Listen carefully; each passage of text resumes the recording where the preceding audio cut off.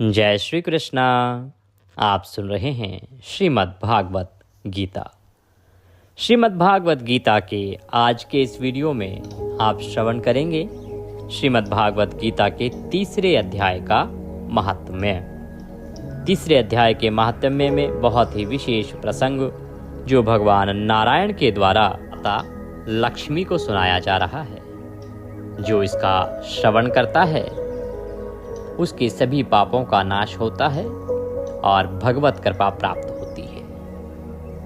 प्रिय दर्शकों, श्रीमद् भागवत गीता मनुष्य के सभी कष्टों का अंत करने का उपाय है। यदि कोई भी मनुष्य किसी भी कारण से चिंतित है, परेशान है, कोई बाधा ने घेर रखा है, तो किसी भी प्रकार की कठिनाई क्यों ना हो, बाधा क्यों ना हो, भगवान का यह श्रीमद् भागवत गीता का पाठ आपकी सभी कठिनाइयों को दूर करता है, आपका आत्मबल बढ़ाता है और आपको अनंत पुण्य प्रदान करता है, जिसके प्रताप से आपके कष्ट दूर होते हैं और आप भगवान के धाम को प्राप्त करते हैं। इसीलिए श्रीमद् भागवत गीता मनुष्य को अवश्य ही श्रवण करनी चाहिए। इसी उपलक्ष्य में हम आपको गीता प्रतिदिन श्रवण करा रहे हैं। श्रीमद् भागवत गीता के एक ही अध्याय को दो रूपों में श्रवण किया जाता है।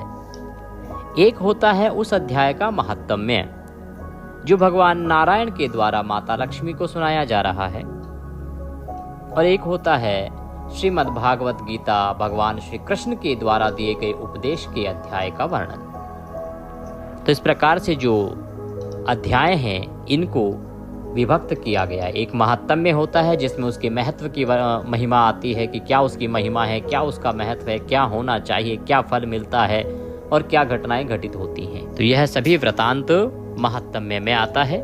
जब आप श्रीमद् भागवत गीता के तीसरे अध्याय का श्रवण करते हैं तो तीसरे अध्याय में भगवान श्री कृष्ण के द्वारा दिए गए गीता के जो उपदेश हैं, श्रीमद् भागवत गीता में जो तीसरे अध्याय में उपदेश द्वारा भगवान कृष्ण ने कहा है उसका वर्णन आता है। इस प्रकार से ये दोनों भिन्न भिन्न हैं।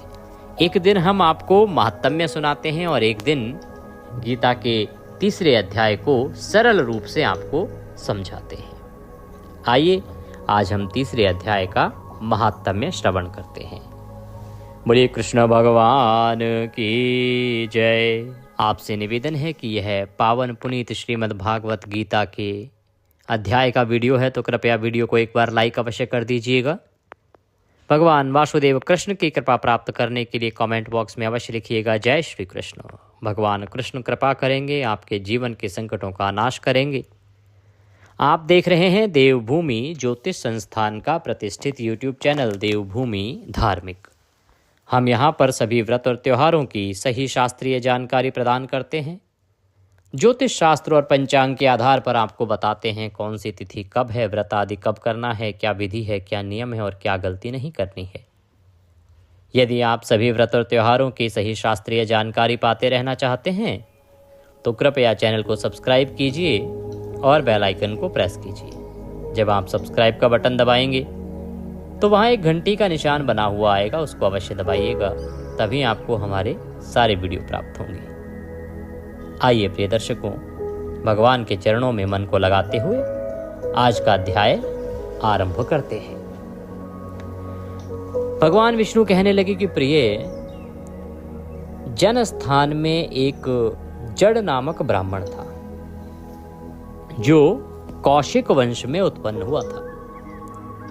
उसने अपना जातीय धर्म छोड़कर बनिए की वृत्ति में मन लगाया। अब वह जन्म से तो कौशिक वंश में उत्पन्न हुआ, अतः ब्राह्मण था, परंतु उसने जो जाति का धर्म था ना, जिस धर्म में वो पैदा हुआ था, जिस जात में वो पैदा हुआ था, उसको छोड़ दिया। और जो बनिए की वृत्ति होती है ना, बनिए की प्रवृत्ति जो होती है, आदत होती है, उसमें उसने मन लगा लिया। धन के मामले में यहाँ विशेष रूप से कहा जा रहा है। इतना ही नहीं, वह उससे भी एक कदम आगे गया। उसे पराई स्त्रियों के साथ व्यभिचार करना, व्यसन करना उत्तम लगने लगा था। वह सदा जुआ खेलता था, शराब पीता था, शिकार खेलकर जीवों की हिंसा किया करता था। इसी प्रकार उसका समय बीतता था। धन नष्ट हो जाने पर वह व्यापार के लिए बहुत दूर उत्तर दिशा में चला गया। वहां से धन कमाकर घर की ओर लौटा। बहुत दूर तक का रास्ता उसने तय कर लिया था। एक दिन सूर्यास्त हो जाने पर जब दशों दिशाओं में अंधकार फैल गया, तब एक वृक्ष के नीचे उसे लुटेरों ने धन दबाया और शीघ्र ही उसके प्राण ले लिए। तो वो जब धन कमा के अपने प्रदेश के लिए अपने घर की ओर वापस आ रहा था, तो रास्ते में एक दिन जब अंधेरा छा गया तो लुटेरों ने उसका धन तो ले लिया, उसको दबा दिया और उसके प्राण ले लिए। तो एक तो चोरों ने धन ले लिया, उसके प्राण ले लिए। अब क्योंकि उसके जो धर्म था उसका वह भी समाप्त हो गया था, क्योंकि उसके कर्म अच्छे थे नहीं। इस कारण से वो बड़ा भयानक प्रेत हुआ। उसका पुत्र बड़ा धर्मात्मा और वेदों का विद्वान था। उसने अब तक पिता के लौट आने की राह देखी। तो जो ब्राह्मण था, जिसके कर्म वैश्य जैसे थे, व्यापार आदि में लगा रहता था, उसका जो बेटा था वो बड़ा ही धर्मात्मा तो था और वेदों का पारंगत था, क्योंकि ब्राह्मण पुत्र था। तो काफी समय तक वो अपने पिता की राह देखता रहा कि पिता आएंगे, पिता आएंगे। और जब वे नहीं आए, तब उनका पता लगाने के लिए वह स्वयं भी घर छोड़कर चल दिया।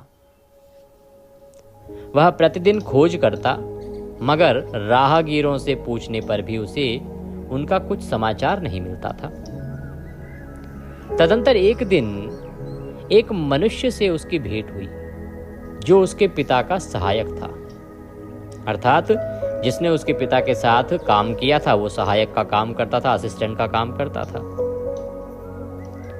उससे सारा हाल जान लिया और उससे सारा हाल जानकर उसने पिता की मृत्यु पर बहुत शोक किया, क्योंकि अब उसने साथ काम किया था तो उसको पता था कि क्या घटित हुआ है। अतः उसने सब उसको बता दिया। और जब बेटे को पता लगा कि पिता की इस प्रकार से मृत्यु हो गई है, तो उसे बड़ा शोक हुआ। अब वह बड़ा बुद्धिमान था। उसने बहुत कुछ सोच विचार किया और सोच विचार करके पिता का पारलौकिक कर्म करने की इच्छा से आवश्यक सामग्री साथ ले उसने काशी जाने का विचार किया। अब क्योंकि वो विद्वान था तो उसे पता था कि किस कर्म का क्या फल है, किस कर्म का क्या फल है। तो उसने निर्णय किया कि उसे अपने पिता का पारलौकिक कर्म करना चाहिए, जिससे कि परलोक उनका सुधर जाए। तो उसने सारी सामग्री एकत्र की और वो काशी जाने की सोचने लगा और काशी के लिए निकल गया। मार्ग में 7-8 मुकाम डालकर वह 9वें दिन उसी वृक्ष के नीचे पहुंचा जहां उसके पिता मारे गए थे। विधि का विधान देखिए कि अब वो भी उसी वृक्ष के नीचे पहुंच गया है जहां उसके पिता को चोरों ने मार दिया था। उस स्थान पर उसने संध्योपासना की और गीता के 3रे अध्याय का पाठ किया। ब्राह्मण था तो सुबह की संध्या भी करते हैं, शाम की संध्या भी करते हैं। तो शाम की संध्या उसने उस वृक्ष के नीचे की और गीता के 3रे अध्याय का पाठ किया। इसी समय आकाश में बड़ी भयानक आवाज हुई। उसने अपने पिता को भयंकर आकार में देखा। फिर तुरंत ही अपने सामने आकाश में उसे एक सुंदर विमान दिखाई दिया, जो महान तेज से व्याप्त था। उसमें अनेकों क्षुद्र घंटिकाएं लगी थी। उसके तेज से समस्त दिशाएं अलौकित हो रही थी। यह दृश्य देखकर उसके चित्त की व्यग्रता दूर हो गई। उसने विमान पर अपने पिता को दिव्य रूप धारण किए विराजमान देखा। उनके शरीर पर पीतांबर शोभा पा रहा था और मुनिजन उनकी स्तुति कर रहे थे। उन्हें देखते ही पुत्र ने प्रणाम किया। तब पिता ने भी उसे आशीर्वाद दिया। तत्पश्चात उसने पिता से यह सारा वृतांत पूछा। तो उस वृक्ष के नीचे जब उस ब्राह्मण पुत्र ने गीता के 7वें अध्याय का पाठ किया, तो उसके बाद उसने देखा कि एक भयानक बिजली चमकी है, एक विकराल काय प्रेत वहां दिखाई दिया और उसके बाद विमान में बैठा हुआ एक सुंदर मनुष्य जो उसके पिता का आकार रूप में था, पिता के रूप में दिखाई देता था। वह उसे दिखाई दिया। यह देख के वह प्रसन्न हुआ। उसने अपने पिता को प्रणाम किया और पिता ने उसे आशीर्वाद दिया। तो उसने पिता से सारा वृतांत पूछा कि हे पिताजी, क्या घटना घटित हुई, आप इस दशा में कैसे पहुंचे। तो उसका उत्तर देते हुए पिता ने सब बातें बता दी कि उसके साथ क्या हुआ क्या नहीं हुआ। सब बात बताकर इस प्रकार कहना आरंभ किया कि बेटा, दैववश मेरे निकट गीता के 3 अध्याय का पाठ करके तुमने इस शरीर के द्वारा किए हुए दुस्त्यज्य कर्म बंधन से मुझे छुड़ा दिया। अतः अब घर लौट जाओ, क्योंकि जिसके लिए तुम काशी जा रहे थे वह प्रयोजन इस समय 3 अध्याय के पाठ से ही सिद्ध हो गया है। तो पिता ने कहा कि बेटा, तुम किस लिए जा रहे थे काशी? मेरा उद्धार करने के लिए ही तो जा रहे थे कि मेरे जो पारलौकिक कर्म हैं वो सुधर जाएं, अच्छे हो जाएं और मुझे मुक्ति मिले। अब जैसे ही तुमने यहाँ मुझे गीता का 3 अध्याय सुनाया तो मुझे उसके श्रवण मात्र से ही यह मुक्ति प्राप्त हो गई और भगवान नारायण का विमान मुझे स्वयं लेने आया है। तो इसीलिए इससे आगे जाने का क्या लाभ, अब तुम वापस लौट जाओ। पिता के यूं कहने पर पुत्र ने पूछा, तात, मेरे हित का उपदेश दीजिए तथा और कोई कार्य जो मेरे लिए करने योग्य हो वह बतलाइए कि मुझे क्या करना चाहिए, वो आप मुझे मार्गदर्शन दीजिए। तो पिता ने उससे कहा, अनघ, तुम्हें यही कार्य फिर करना है। मैंने जो कर्म किया है वही मेरे भाई ने भी किया था। इससे वे घोर नरक में पड़े हैं, उनका भी तुम्हें उद्धार करना चाहिए तथा मेरे कुल के और भी जितने लोग नरक में पड़े हैं उन सब का भी तुम्हारे द्वारा उद्धार हो जाना चाहिए। यही मेरा मनोरथ है। तो पिता बताता है कि भाई, हमारे पूर्वजों में ये जो है नरक में हैं, अब जैसे तुमने मेरा उद्धार किया है वैसे ही उनका भी उद्धार करो, यही तुम्हारा कर्म बनता है और यही मेरा भी मनोरथ है, अर्थात मेरी भी यही इच्छा है। बेटा, जिस साधन के द्वारा तुमने मुझे संकट से छुड़ाया है ना, उसी का अनुष्ठान औरों के लिए भी करना उचित है। उसका अनुष्ठान करके उससे होने वाला पुण्य उन नारकी जीवों को संकल्प करके दो। इससे वे समस्त पूर्वज मेरी ही तरह यातना से मुक्त हो स्वल्प काल में ही श्री विष्णु के परम पद को प्राप्त हो जाएंगे। कि ये पाठ करो और फिर संकल्प करके इसका जो पुण्य है ना वो उन पूर्वजों को अर्पित करो। इससे वो भगवान के धाम को प्राप्त करेंगे, उनके संकट जो हैं वो दूर हो जाएंगे। तो पिता का यह आदेश सुनकर पुत्र ने कहा, तात, यदि ऐसी बात है और आपकी भी ऐसी ही इच्छा है तो मैं समस्त नारकी जीवों का नरक से उद्धार कर दूंगा। तो कहने लगा कि भाई देखो, आप अगर यही चाहते हो तो जो भी नरक में जीव पड़े हैं मैं सबका उद्धार करता हूँ। यह सुनकर उसके पिता बोले, बेटा, एवं अस्तु, तुम्हारा कल्याण हो। मेरा अत्यंत प्रिय कार्य संपन्न हो गया। इस प्रकार पुत्र को आश्वासन देकर उसके पिता भगवान विष्णु के परम धाम को चले गए। तत्पश्चात वह भी लौटकर जन स्थान में आ गया और परम सुंदर भगवान श्री कृष्ण के मंदिर में उनके समक्ष बैठकर पिता के आदेश अनुसार गीता के 3 अध्याय का पाठ करने लगा। उसने नारकी जीवों का उद्धार करने की इच्छा से गीता पाठ जनित सारा पुण्य संकल्प करके उन्हें दे दिया। भाई हाथ में जल लिया, संकल्प किया कि मैं जो गीता का 3 अध्याय मैंने पाठ किया है इसका संपूर्ण पुण्य मैं अपने इन पितरों को अर्पित करता हूँ। इस प्रकार से उन्हें अर्पित कर दिया। इसी बीच में भगवान विष्णु के दूत यातना भोगने वाले नारकी जीवों को छुड़ाने के लिए यमराज के पास गए। तो अब जैसे ही वह पुण्य उन नारकी जीवों को मिला, अर्थात उन जीवों को मिला जो नरक में यातना भोग रहे थे, तो उस पुण्य के प्रभाव से भगवान विष्णु के जो पार्षद हैं वो उन जीवों को छुड़ाने के लिए यमराज के पास यमपुरी जाते हैं। यमराज ने नाना प्रकार के सत्कारों से उनका पूजन किया, क्योंकि भगवान विष्णु के पार्षद हैं। उनकी कुशल आदि पूछी तो वे सभी यमराज से कहने लगे कि हे धर्मराज, हम लोगों के लिए सब और आनंद ही आनंद है। इस प्रकार सत्कार करके पितृलोक के सम्राट परम बुद्धिमान यम ने विष्णु दूतों से यमलोक में आने का कारण पूछा। जब उन्होंने कहा जी सब और अच्छा ही अच्छा है, सब बढ़िया है, उत्तम है, तो यमराज ने पूछा कि यमलोक कैसे आना हुआ।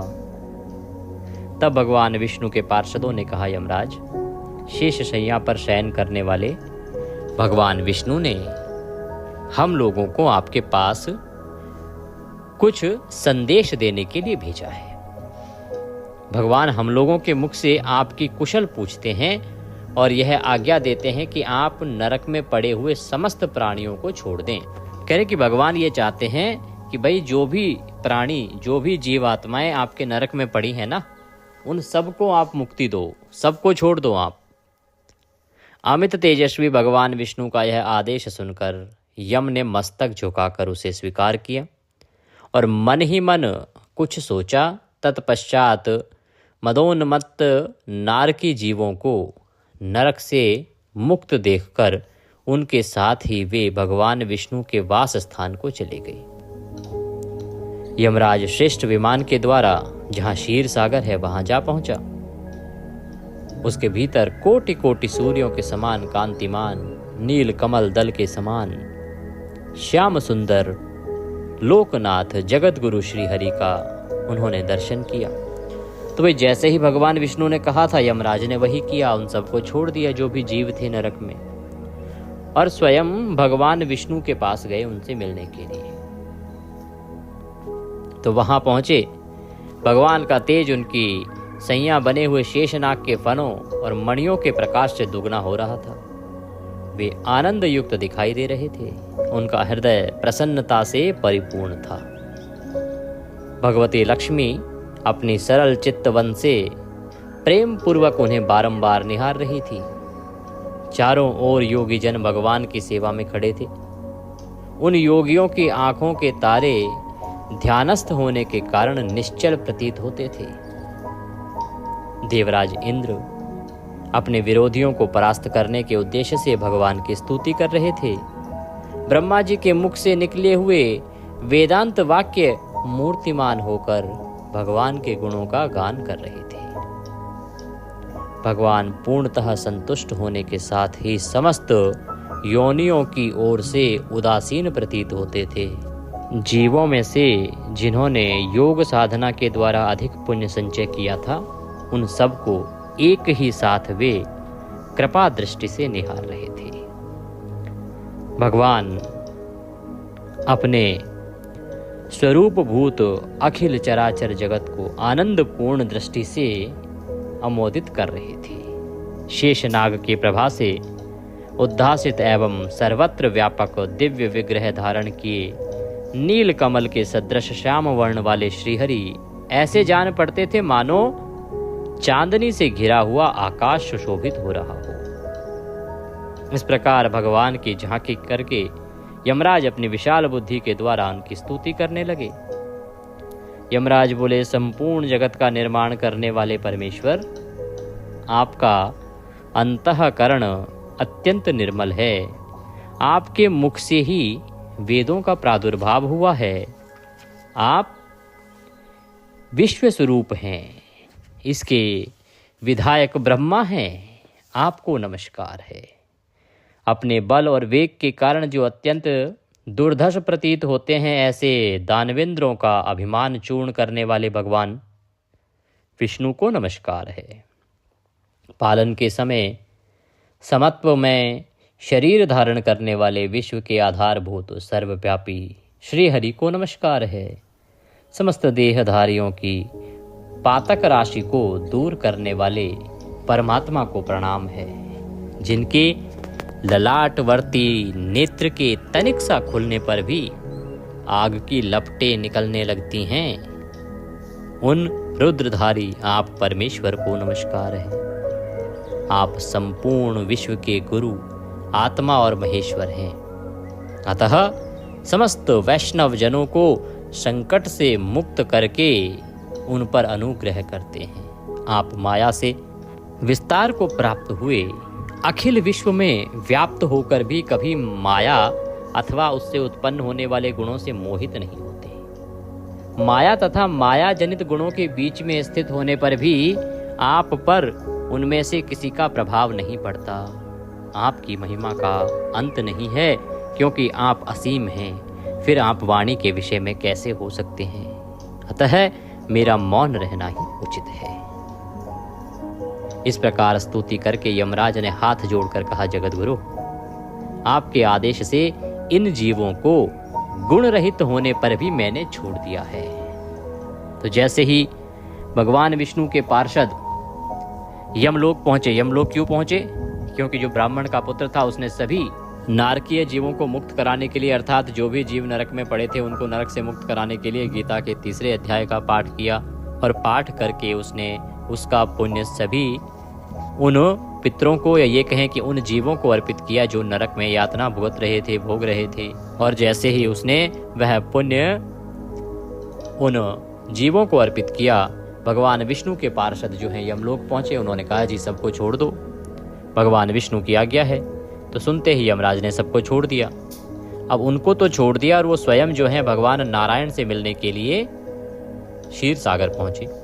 क्षीर सागर में जैसे ही पहुंचे, भगवान को देखा, भगवान को बारंबार स्तुति करने लगे, उनकी प्रार्थना करने लगे।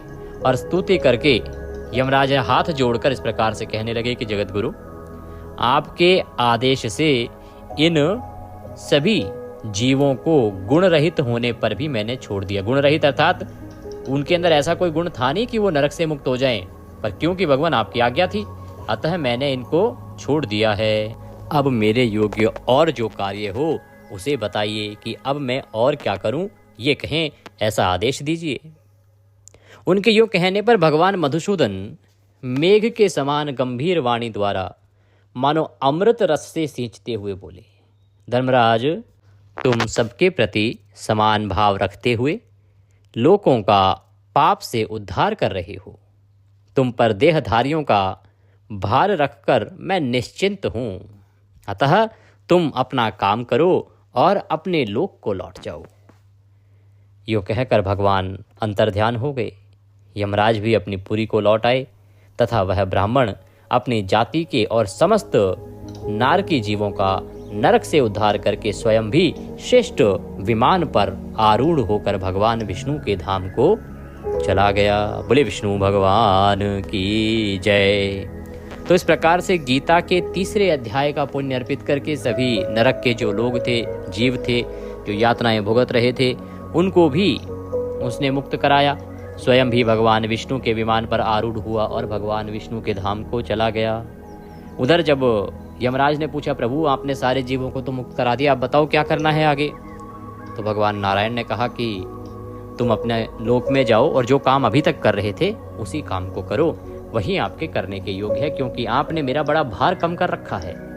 जिस प्रकार से आप जीवों को बिना भेदभाव किए उनके कर्मों के अनुसार दंड देते हो, वह एक बहुत बड़ा काम है जो आप मेरे लिए कर रहे हो। तो हे यमराज, हे धर्मराज, आप उसी कर्म को करो, वही आपके लिए उचित है। ये कहने के बाद भगवान विष्णु वहां से अंतर्ध्यान हो गए और यमराज भी अपने लोक को चले गए। इसी के साथ ही श्रीमद् भागवत गीता के 3 अध्याय का महात्म्य यहाँ पूर्ण होता है।